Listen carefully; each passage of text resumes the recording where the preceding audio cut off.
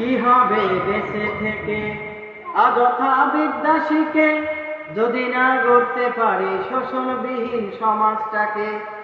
কি হবে নামাজ রোজার ইমানদারির বড়াই করে যদি ওই খোদার কোরআন নদ্রমাতে থাকে পড়ে? এর থেকে মরাই ভালো, দেশ ছেড়ে যাওয়াই ভালো। এর থেকে মরাই ভালো, দেশ ছেড়ে যাওয়াই ভালো। কি হবে বিবেকটাকে ধোঁকা দিয়ে? কি হবে বেঁচে থেকে অযথা বিদ্যা শিখে যদি না গড়তে পারি শোষণবিহীন সমাজটাকে?